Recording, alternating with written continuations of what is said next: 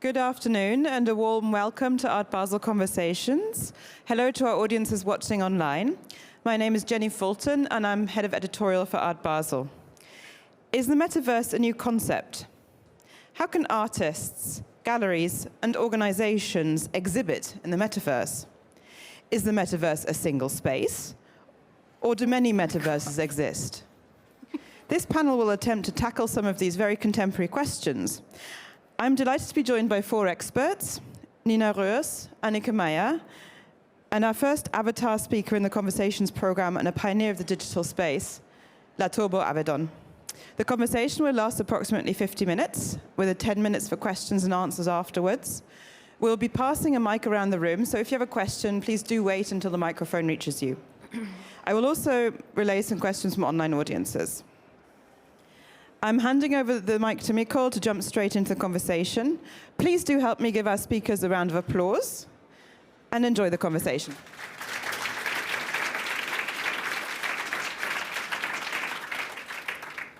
Okay, welcome. First of all, thanks to Art Basel for having us.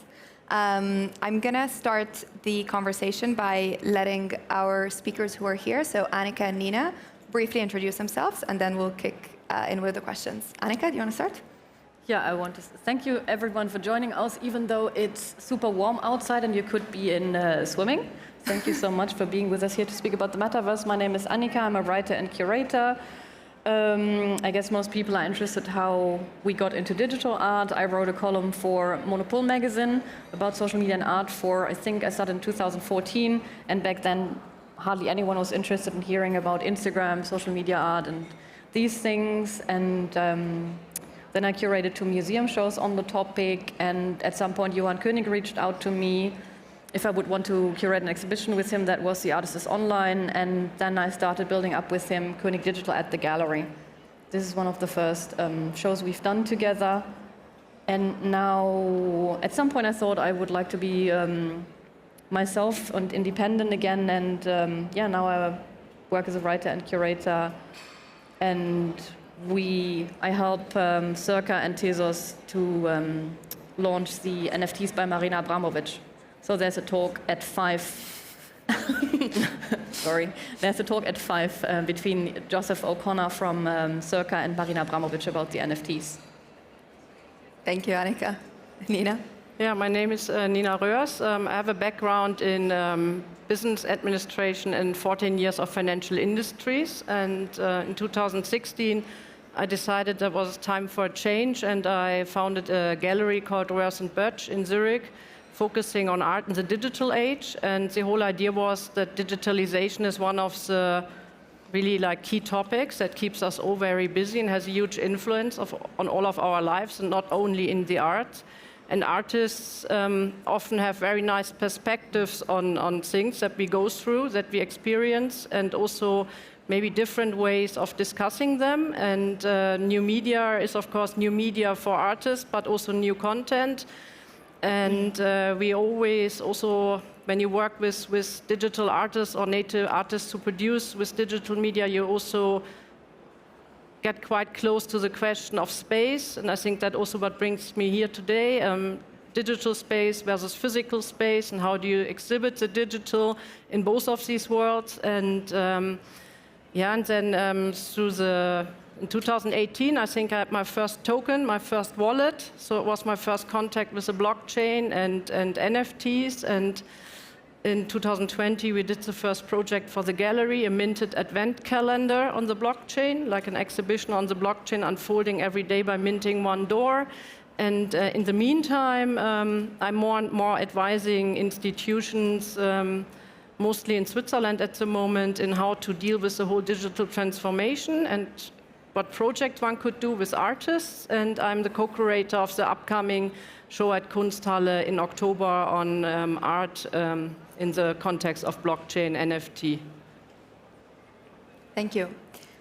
So the topic of the talk is exhibiting in the metaverse, and maybe we can take a bit of a step back and actually understand and ask ourselves, what is the metaverse and what are its components? So we're going to start with LaTurbo, and then we'll ask our panelists here. Hi. Cool. My name is LaTurbo Avedon. I am an avatar, artist, and curator. I'm a virtual person. I have created a body of work and a lifelong story of character creation through video games, software, performance, and social media. Despite never being physically present, I have exhibited and spoken internationally regarding this important moment for our virtual identities. This active world building and the construction of my virtual self is not science fiction or a speculative view of the future, but a reflection of this current moment and the tools of our technology. It is a privilege to get to share this space with you all today.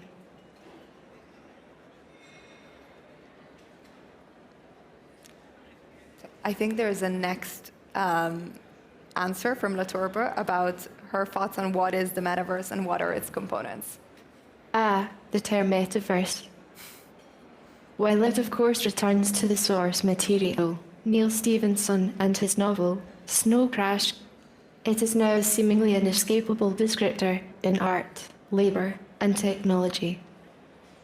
There is so much to be said about what it is, and what other words we should use to describe it, but I will try to be brief and to the question for now. I see it as a constellation, the metaverse being the interconnection of entertainment, social media accounts, web history, saved game data, biometrics, surveillance, commerce, and remote labour. A complicated and compromised term due to large-scale business interception. This definition has been marked with a permanent asterisk, as Meta has found a way to capture the word through its prefix. There is a significant contest at play, as stakeholders from many of these respective fields seek to claim and find their place in this recent momentum. The progress of virtual worlds spans decades, if not centuries of development. Often unseen by the greater public, these immaterial places and reflections of the virtual self have taken so much effort, creativity, and innovation to be realized. With this said, it is important to begin these conversations with the acknowledgement to all the marginalized voices, those who are no longer with us, and those who may not have been recognized, for all they contributed toward this, to the creators, their poetry, fiction, and their many mediums that render the imagination, and also to the gamers. We cannot talk about virtual worlds without video games and those who play them. We wouldn't be having this battle without you. This diverse group, we have all met in the middle to explore new possibilities beyond physical constraints. If we want to define the metaverse, for me, it starts here, recognizing the users that it belongs to. I am excited to hear from Nina, Anika, and Micol, and how they may define it differently. It is this decentralized nature and possibility of difference that makes it so meaningful to me. So just before, Nina, when you were introducing yourself, you talked about digital spaces. And actually, when we were talking previously to this panel, you actually talked about the notion of digital spaces within the metaverse and how you feel and think that the metaverse is nothing and anything at this moment. So what are your thoughts around the definition of the term metaverse, even maybe onto some of the topics that LaTurbo spoke about? I mean, starting with LaTurbo, when you look at her, she is like what we might all become like in a certain way in the future, like a better version of ourselves or different version of ourselves. And I think we've all been through a couple of years now in a pandemic where we more than ever lived or faced all our life every day through the screen. When you think about that, comes in very handy also maybe to be a digital self, because you could you wouldn't need to sit there in the front of the camera anymore, dress up for that, get your lipstick right, your hair. You could quite easily also place your avatar in front of the screen, or yourself could wear digital clothes. And I think that's it's a very good starting point for all this metaverse discussion, because I mean, through the internet, we are already kind of reaching almost each and every content through a network structure. But of course, if we start to add digital space to it, like three-dimensional space, and then maybe one time you need to think about property, where you can build your house and where you can put your sofa, or where you can go with your avatar, where you can meet other people. And there are a lot of things coming together that we know from our daily lives that would then happen in a digital way. And of course, it's also interesting maybe to discuss if we should really mimic our daily life, if we have other opportunities in the digital sphere. But I think we get to that later. Yeah. Anika? What the metaverse is? Maybe we can show the slides. Sorry for then LaTurbo not being there with us for a second. Yeah, so yeah, because we're speaking about digital spaces, and in 2020, when was it? 2020, we launched this show with König Gallery. Surprisingly, this rather works by Manuel Rossner. So you turn into this avatar, you downloaded the app onto your phone, and then it was, please go back because that's another show. Exactly, but you were alone basically. I mean, it was sort of like an experience of a game, but at the same time exhibition. There was a puck. There was sort of like, you know, a way you had to find, but there was no goal you had to reach. But it was multiplayer. It means you were there as an avatar and were on your own in this exhibition. And then now, please, the next slide. And then I invited Thomas Webb, British artist and hacker.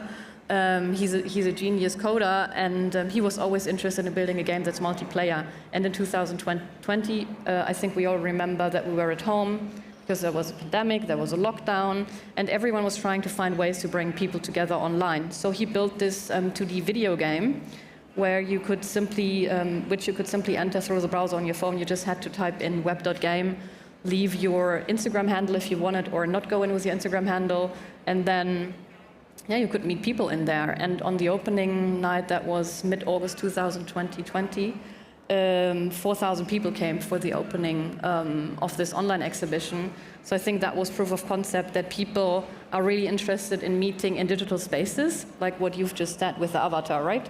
And I guess most of you know the movie or the book Ready Player One.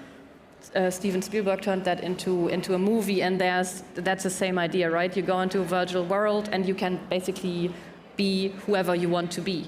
Like this day you're, I don't know, female, tomorrow you're a male, you're a punk, and then the next day you're maybe a businesswoman. You can be whoever you want to be. Can you please, next slide? Yeah, and then, like you see, then you had the Instagram handles above your head, and yeah, Micol Ap got in touch with us, and we visited the show together with him. So you could really say to people, let's meet there in the game at 5 and hang out together. Next slide, please. Yeah, and then that's me, for example, as a character in the show, and I use this, Nina, you just mentioned it, right? We become our avatars. So this little avatar is, since 2 years, my profile picture on social media, and I even use it instead of a portrait, yeah, for my talk. So I think the metaverse is basically virtual worlds, and hopefully it's not going to be Meta that builds the most dominant place. But Thomas Webb, for example, kept working independently on the game. It's, at this point, I think, the most interoperable metaverse. People can, if they want, connect their wallet. If they, for example, own a Bored Ape or a punk, they can, you know, choose that profile picture project and walk around as a punk in this game now, and people can buy land. Yeah, so I think it's already happening right now that people meet in the metaverse, and I think, yeah, maybe LaTurbo is the future. So you mentioned a couple of interesting things, which are profile picture projects, interoperability, and the concept of digital identity as well. What role do you think digital identity plays within the metaverse? And also for actually people who are not aware of what is the metaverse and how to like interact with it, like what are the ways to, you know, open this up a little bit more? Because a lot of the terms that you used, maybe actually people don't know even what they mean. Yes, probably, maybe not. Can we just go bring the slides back. I'm very sorry. Maybe now we also see the difficulty of being an avatar, right? I mean, maybe for people who've never been to any metaverse or who don't let's say, play computer games and have a character through which they are playing in the metaverse, I think today you can imagine it in a way you sit in front of your computer, most of the cases, or you download an application to your mobile phone, and then you open this website or the application, and then somehow you log into a world. And most of the times, we've already seen it here. Anika showed us 2 examples. One was at König Gallery, which really felt very three-dimensional already, like building really like spaces, which was also a copy of a pre-existing physical space, so the wonderful gallery space of Johann König in Berlin. And then, of course, you have a bit like this space here that we're seeing here, which is a bit more like as if you're walking on a screen, which is in itself also a digital space. And then what you do, you choose a character, like LaTurbo did it. You decide which hair color you would like to have, with gender, which kind of shoes, dress. And then you walk through this world and you meet other people, and with your keyboard or your microphone, you can also interact with them in certain ways. And I think the metaverse became very popular lately because the commercial industries or the product-related industries, of course, they see also new ways there to present their products and also to make combinations of bringing people in there, maybe even to make the decision there to buy something in their real life. So you could present the new BMW in such a world and find maybe also the right target audience in there, and then they would go, like, let's say, back in their physical life, leave their screen and go to the next car dealer or even online and try to get that car. And what do you think are the current applications? Because you asked me that question, can I just quickly show an example? So, can I get the next slide, please? Just the next. I think we need maybe a bit more slides. Next one. Yeah, so, because I think everyone thinks it's a metaverse because it's a new term. People think, oh, I don't know what the metaverse is, right? But Web.game worked because it's like a 90s computer game, you know. You're super familiar with that. It works so well. I mean, that's also just an event in there. Thousands of people come because you don't have to log in anywhere. You don't have to connect your wallet. If you want, you can visit it now. It's web.game, W-E-B-B, and then .game, and then you're in there, right? And you can meet people if you want. If you want, you can connect your wallet, and then people see who you are. If you don't want that, people don't see who you are. So I guess people are often scared of the news. So when Instagram, for example, all of you know Instagram. When Instagram launched, you know, they started with the Polaroid thing, even the logo. So everything was familiar, and then people started using it. And that's the same with the metaverse or virtual world. As soon as people can relate to it, and this is a 90s computer game aesthetics or 80s. So yeah, but there's, for example, Decentraland, and there you really have to be in front of your computer. Sometimes, I mean, it's a great space. We've also done an exhibition in there, but we sort of stopped using it because it wasn't like really easy to enter, because sometimes people sat in front of the computer for 30 minutes and it didn't load. But you don't have that issue with loading because it's like actually super small, the game. I think that's also an interesting point. I mean, at the moment, the experience in most of these, there's not one metaverse. Let's say there are many different worlds where you have slightly similar experiences, like three-dimensional spaces in which you enter through like an avatar and meet other people and maybe look at a certain kind of content. But often the experience is not yet that great because sitting in front of a screen, I mean, it's still, let's say, not a very immersive experience, even though when, I don't know, there might be some people who game, from time to time you forget that you are kind of gaming and you get so involved that you really think like sitting in a good movie, that you're really there and somehow part of it, or in the theater, if something happens very close to you on stage, you also like get goosebumps and things. So that can also happen in the metaverse, but still the experience is still not very immersive in ways that things like virtual reality headsets don't work that well yet, and also not everybody has a computer at home or streaming facilities that really cater to the needs of data-heavy platforms. And then the platforms itself, they're also restricting, of course, the people who create content and how this content can be done, and it can also not be overloaded. And that also, especially for artists, might create some hurdles because the visual quality might not be that nice at the end of the day. So we're still very much at the beginning, and sometimes when you read about the metaverse in the newspapers, you have the feeling it's all there and you're missing out on something. I personally don't have the feeling that we are there yet. And how does the notion and the concept of NFTs tie into the metaverse? Because the two seem to go very much hand in hand. Obviously, NFTs being like digital assets. So where do NFTs fit within the metaverse? Maybe we can quickly ask who really knows what an NFT is. Is there some need to explain? Other way around? Some need to explain NFTs? Who knows what the term NFT is? Okay. But if you want to explain, go for it. Maybe just very briefly. I mean, you already mentioned digital assets, and I think blockchain then also comes into it. Huh? And let's look at the blockchain maybe as a network that connects a lot of people who use this blockchain, like streets built between people, and they go directly from each person to the next person, and we are all part of that through an address, like a mailbox, like a wallet. And then through that wallet, we can send one thing from one address to the other address, and usually we put these things into a shell. And these are things that we own. And they can come basically on the blockchain in two ways. They can come as something that's fungible, like currencies. You wouldn't mind if you have, let's say, 10 Swiss francs in your left hand or right hand to exchange them. Or they can come as something that's unique. And you basically, through an NFT, you can create this uniqueness, let's say, for a digital asset, and you can own it. And you know who owns it and how many times it exists.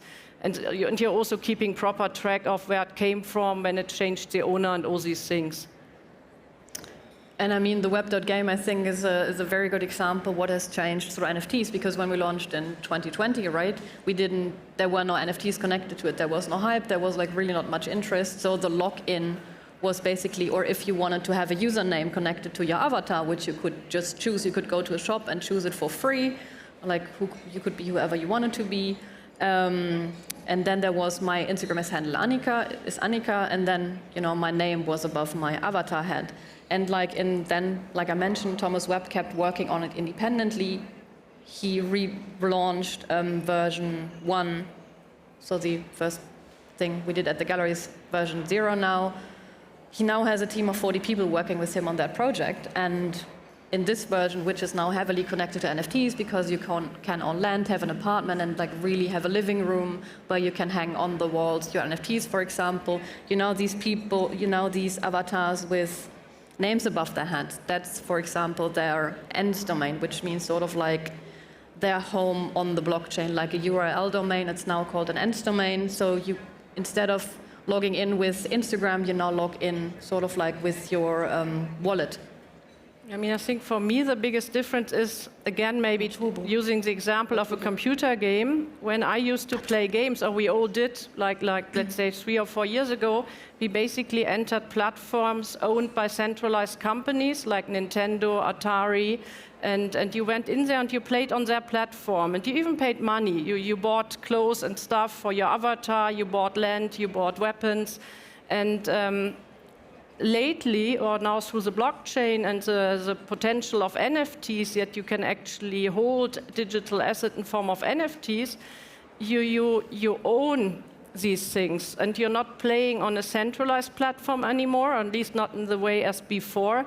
You buy your property, and all the properties together, they are building this environment, which is then a blockchain-based game.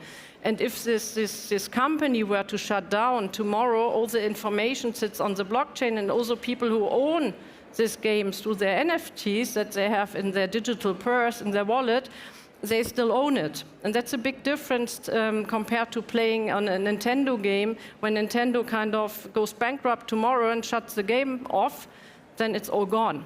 And the gamers call it, or in the blockchain world, it's called skin in the game, because all of a sudden you're somebody in there, and you can also like earn money through your possessions.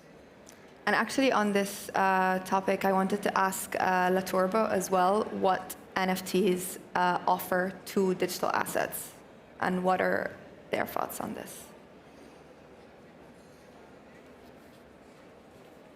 One of my earliest experiences in Second Life was visiting a sandbox. This is a parcel that was open for users to play, build, and experiment together. It is a fond memory of mine because even in these early days, 2006, it was clear that technology was creating so much new space for creation. If you had the patience to learn how to render something in the sandbox, just about anything could be put together here and beyond through simulation.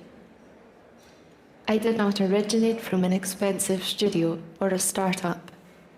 My beginnings were those of an ordinary user, consumer rigs, common consumer level machines. This brought me to explore and work with tools that were common and accessible. It is important to not get too mesmerized by the expensive, experimental end of creative resources. You might miss the most authentic reflections over time. By looking too far ahead and past what might define yourself. Today, there are so many reasonable, accessible ways for the arts to embrace the positive parts of virtual worlds and tools. Since 2013, I have been doing an annual aesthetic forecast, choosing ins and outs. Things to let go, things to embrace. This year, you'll see I put profile in Metaverse as an out. Instead, I've suggested personas and exo. To grow past these training items and profile pictures, as well as the initial perceptions of shared simulations. To advance the conversation toward a form of representation that is open for personal and cultural virtual expression, while developing decentralized simulations that prioritize the rights of users. I have suggested this term, XO, as an alternative to Metaverse. XO, an external virtual layer of this shared experience. There is a growing number of galleries and institutions that are exploring ways to exist virtually, and I must say this clearly. It is entirely possible to have a significant virtual presence without choosing to use NFTs or blockchain. It is fine to explore this, but please, seek out your own intentions, long-term conceptual purposes. How you can be a long-term steward of this work in memory. For me, in my personal process, so many different mediums funnel down into a single point. My poetry, sculpture, cinematography, editing, photography, drawings, performance, and installation are all able to synthesize because of this virtual format. All of this gets so exciting when people embrace the ability to import and export from simulations, to put together otherwise separate methods, to explore the surface and its tension, and to find ways for physical and virtual experiences to further overlap.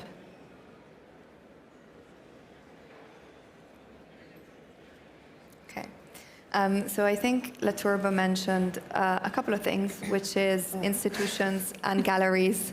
Now she's back. Institutions and galleries. This is the metaverse, the real experience of it.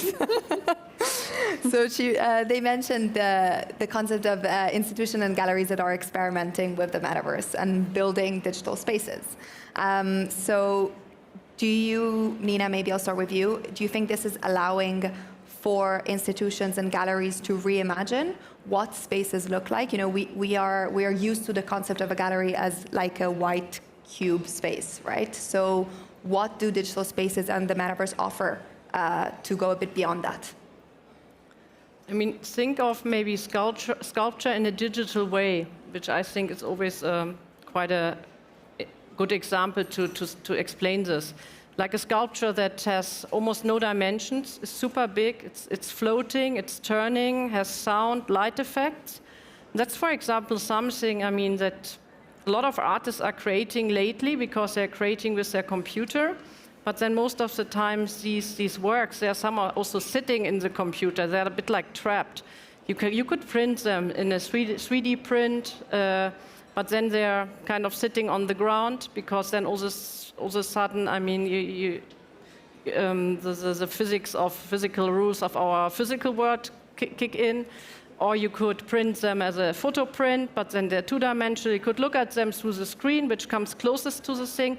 But now imagine that you could build a three-dimensional digital space in which you could find the sculpture and yourself. And all of a sudden, you would also have a feeling for your body size, for the size of the space and the digital sculpture. And then at the same time, you could also offer that to people all around the world. And I think the more art also appears in a digital form, which is anyway happening since years, but will of course be accelerated in the coming years because our life becomes more and more digital, and we have more and more artists creating with digital media. I think it's a huge opportunity for museums, especially for native digital works, to extend their spaces, and of course you can also follow different rules or ideas of space. You've done that in 2018 together with Manuel Rossner. You worked with one of the pioneers who's in Germany, or maybe even in the German-speaking region. Manuel started building virtual galleries as a student, I think in 2012. And then NRW Forum in Düsseldorf approached him to build because you've mentioned extension of the physical space, right? But back then it was, you had to be, for example, to visit the extension building he built, and there was an exhibition curated inside consisting of VR work, so you really had to be at NRW Forum in Düsseldorf, then you had to put on VR glasses, and then you could walk through that extension building, experience the art, experience an exhibition. Then I think you've done that with the Cube. Manuel Rossner has built a gallery space for you, and then again, I traveled to Zurich just because I wanted to see it. I visited your gallery, I came there, I put on the glasses, experienced the art, and then now we're at and that's also how we got the app at the gallery, right? Manuel also built a VR piece, which they would have had to come again to the gallery, and again had to put on VR glasses, and he was like, it's a big gallery, so, and the exhibition would have been on view, a group show, only for 10 days, and then he was like, no, I have to make this thing accessible, I have to find a way, and then he had the idea to build an app, so that you just have your smartphone. But then you were alone, and Tom extended this to, just browser, for example. The only issue with that is that as soon as you take it back to the two-dimensional screen, then you're, of course, losing the immersion. And I think the immersion is a big part of the experience, especially for the arts. But of course, it also shows a bit like the problematic we are in today. It's always like, in one way, you want to reach a lot of people, and on the other hand, you want to create something that's of very high quality and maybe can also be immersive. And we are still not at the point where everybody, maybe never, has virtual reality classes at home and a computer infrastructure that would also enable you to look at such works. And but maybe one different point. I mean, you mentioned museums, and what we could see in this whole COVID crisis, that of course, all of a sudden you had all these people all the galleries worldwide, they couldn't access their clients anymore, they couldn't invite them anymore to come to their space. And of course, what they did, they tried to recreate their spaces in digital ways, and also like recreate digital images of the works that they were usually showing, and to bring them closer to the people, and they did that online. But what you could also see, it's very difficult when you're working in a physical work with physical art, to do these things. It's way more difficult than, for example, to do these things with native digital art. And I think also native digital art will be front-running kind of in testing how we can navigate or create space. For example, when you mentioned the gallery, the virtual reality gallery building that we did for digital sculpture, And when we did that, we were thinking about how would people who've never been in virtual reality glasses or in a digital space, how would they feel about a space that doesn't follow any of the rules that we know when we are walking, like that we are walking on the ground, that things are sitting on the ground. And we really mimicked a white cubicle space because we felt we want people to focus on the art and not the architecture. But of course, we built that thing in 2018 and we launched it in early 2019. And also in virtual reality, you get motion sickness if things are really wild. So if you're floating, that doesn't work very well. So, I mean, we also didn't want people to throw up. We wanted them to enjoy themselves. So, and all these things, like, and I did our gallery tour so many times and walked around in the gallery, and I last for maybe 8 to 10 minutes. And then I'm done, like mentally. I can't take it anymore, so physically, so I have to take the glasses off. And I mean, if you think about that, we are far away from living, let's say, the metaverse through our life through virtual reality glasses, because I guess most people wouldn't even only last like 3 or 5 minutes. And yeah, so there are a lot of things that we still need to consider that will evolve over time. You touched on the concept of architecture in these metaverse or digital spaces, and how pretty much a lot of what we're seeing, apart from maybe a few, let's say, one-off examples, are essentially replicas of physical spaces and physical worlds. So what do you think is the future of these spaces, and how to maybe escape a little bit this concept of having to replicate exactly the same physical spaces in the digital spaces? Because essentially there's no gravity, you have no constraints in the metaverse. I mean, one thing that you could do, you could start, for example, with a space that doesn't exist in the physical world. Then it would already be a new space and maybe a different architectural style that you could also, at least from an outside perspective, only realize, let's say, in a digital world. And then, of course, you could still try to follow certain rules so that people feel comfortable for the inner structure. One thing that I'm at the moment very interested in is like creating a correspondence between artworks and digital and architecture in the digital. Because if you think about a digital file or artwork, a pattern, it's like a texture. It doesn't really follow a physical shape. It's not like a carpet where it's printed on the carpet and the carpet has a certain physical shape or this chair. But it's like a texture, and you could put this texture somehow. You could put it on a cube. You could put it on something that has a very round shape. You could also put it on a bent wall. You could enlarge it, which is a very interesting thing when you think about the nature of creations in the digital sphere, also like artworks. You could treat them very differently. They might also be able to scale, to adjust to screen sizes, and it's always the same artwork. So when you look at it on your mobile phone, it adjusts to your mobile phone. When you put it on your television in your living room in a completely different dimensions, maybe not 16:9, it would adjust to that. And so there you could think about maybe bringing architects and artists together to create artworks where the architecture and the artwork are somehow really like closely corresponding. That's something we're also working on now for the Kunsthalle exhibition.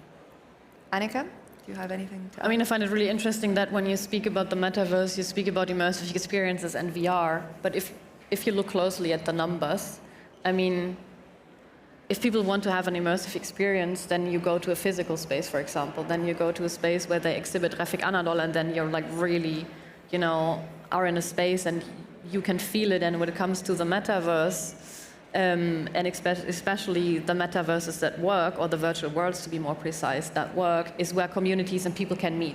That's why the Web. Game works so well. You can connect your wallet, you can buy land. Also, we have one NDPG with us today, an artist, and he was part of the opening night at 2020. And we looked at the numbers, 4,000 people came for the opening night, and we had 120 returns to the game over the weekend, and Andy was one of them. So people kept going back into the game because they wanted to meet people, and there were gallerists from all over the world, artists, like really people, and Tom kept building that. And now, since we spoke about profile picture projects, most of you have heard about the profile punks, the crypto punks, which were launched in 2017. And yeah, back then it was 10,000 generated pixel punks. And now we have the Bored Apes, and so many of these projects follow, you know, this idea of having 10,000 generated, I don't know, apes. What else do we have? Cats, moon cats, like Everything. basically a whole zoo now. So, and you know, these are communities. On social media and in the metaverse, you know, your status symbol is not your bag, or your car, or your watch, or whatever, but you know, maybe the avatar you own. And the part of, or you don't have a Supreme hoodie or something like that, or sneakers. People, you know, understand where do you see yourself, but you have avatars in these communities. So I think what people, and these show the numbers, are interested in are like really meeting people online and having an experience online that doesn't have to be connected to an immersive experience. Because there's parties in web.game where there's DJs playing and people just jump up and down with their avatars and run around like crazy. It's so funny to watch. And they just enjoy themselves. And in our version 0, we had virtual beer. So you could actually get drunk in the metaverse. Oh, there's Anka Kultis. She was also a gallerist from London who works a lot with digital art and in the metaverse. She was also there for the opening night. And Tom built in them the Club Berghain. And you had to queue for 1 minute. And you know, it's very difficult to get into the Berghain, right? So people like really queued, and in the beginning you had to choose an avatar. And then people like thought they could get into the Berghain, but the bouncer told all of them, no, not tonight, and whatever. And people really tried, you know, they were queuing there for 1 minute, and it was like really, like people, I think I met Anka, you met in that queue for the first time, the Swedish artist Avida Biström, then I later ran into Andy, and I like really remember that night, and the following weekend, and the following weeks, and what happened. So I think these things work, and it's not that different from meeting like in real life. I think for social media, for social interaction and like meeting people and talking to them, I agree. And it's definitely not needed, even though it might also be a nice add-on later on. And of course, it's the only way that it will work with a large quantity of people. But let's say for experiencing something artistic in a way that you would stronger relate to it, I doubt that it works so well. We are actually a bit over time, so I want to give some time for questions, if there are any. Yep. I don't know if there's a mic that you can. Yeah. They're coming.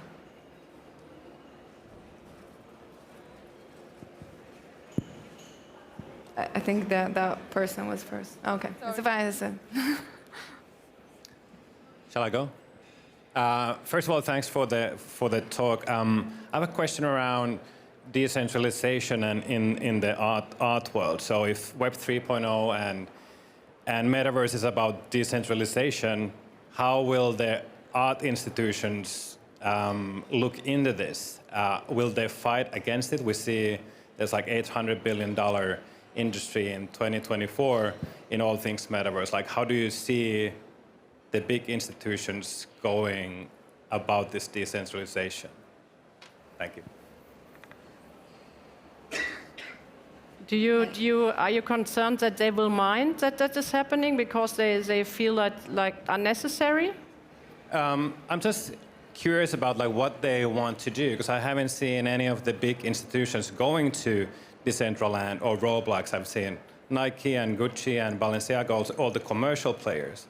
But Art Basel is a commercial player. We're talking about millions of dollars being exchanged. Anika. Are they worried what they are about to do? No. Do you have any insights to that? I mean, Sotheby's is already there. Sotheby's tried or opened I think a copy of their London infrastructure in Decentraland.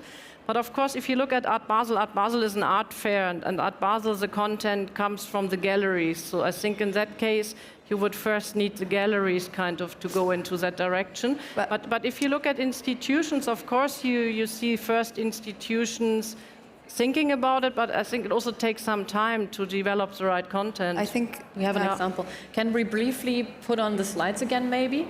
Then we see how Decentraland looks, because König Gallery has been And that's the issue, and that's why I briefly, please one slide back, sorry for being annoying with the slides. Yeah, this is König Gallery in the Centraland, and the funny thing is it's a brutalist church in Berlin.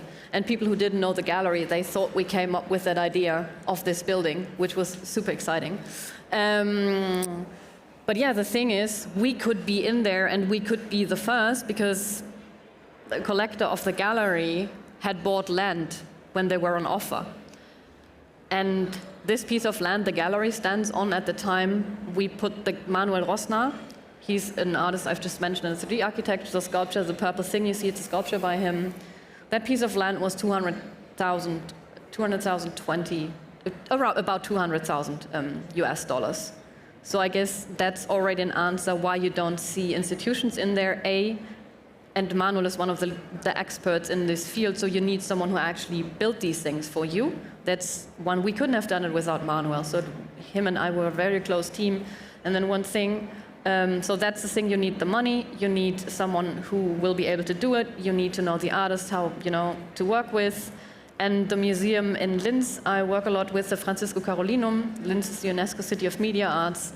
They bought virtual land and crypto voxels in last year, spring, and they keep doing exhibitions in crypto voxels and exhibiting digital art and NFTs. And NFTs are basically digital art tied to a digital contract on the blockchain. NFTs are in most cases generative art or digital art. It's basically what you know. So I think that's the main issue.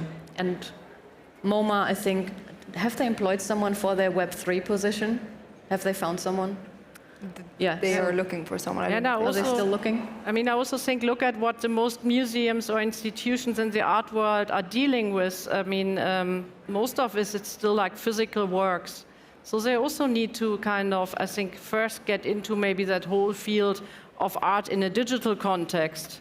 Because, I mean, this whole thing hasn't started with blockchain and NFT. It started like with the development of the first computers, I would say, already in the 60s. And then definitely with the internet that we have a lot of new media around that artists work with.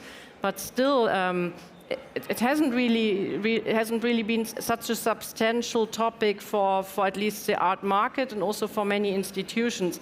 And I think first, a new group of artists or artists who did it already need to find their ways into these museums, and then you can properly work with them maybe to in the next step to bring them into digital spaces and the metaverse. But it's very difficult to start with the metaverse without having the content. I think we have another question there. You mean the art? Yeah, content and art. Go. So thanks for the whole conversation, for the digital avatar. So I'm questioning actually from the metaverse developers. So we have our collection from 2017, so we're quite into the space. So you were talking about the immersive experience, so about the VR, about the some two-dimensional games, but it was like fully immersive. And what I'm seeing personally, the metaverse is about interoperability.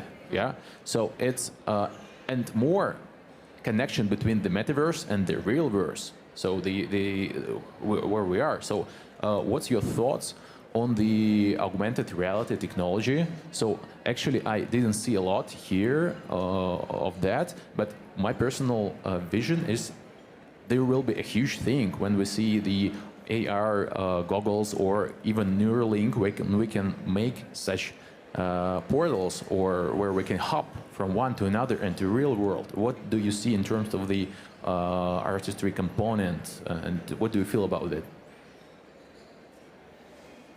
I think that will take a couple of years. I mean, I really think that augmented reality is a very forceful or powerful tool in bringing like works into the world we are now standing in, like combining the digital and the physical, because through virtual reality glasses you're always deciding in which world you are. Through the screen you're somehow experiencing digital worlds even though you're still sitting in your physical world. And somehow with the AR really don't have to decide anymore because it's both overlapping.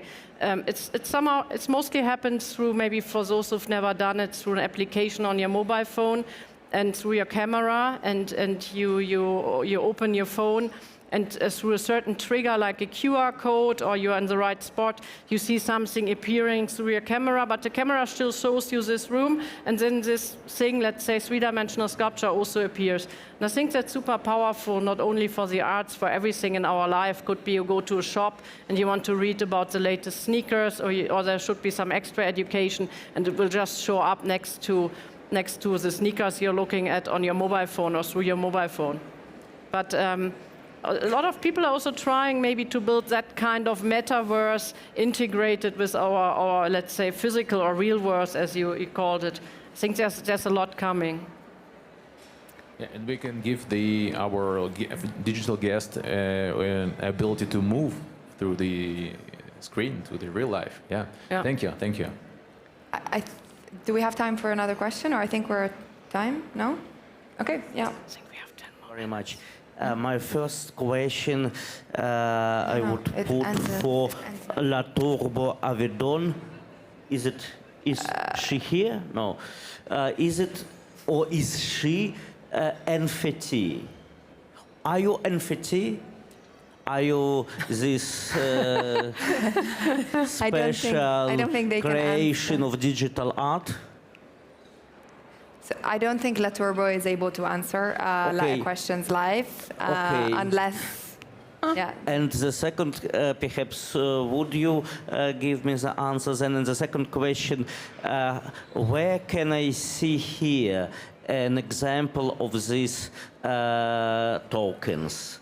Are there some NFTs on the art fair in Basel here? Yes, actually. If there's a Tezos booth, just if you go out of this room on the left, and you'll be able to see the NFTs and actually even mint, so actually own an NFT if you want to, and it's free. Do you plan to have a special section for these things? So that is already like let's say a special section, a booth dedicated to like generative art with an NFT associated to the artwork. And you can buy something. It's actually free. So yeah.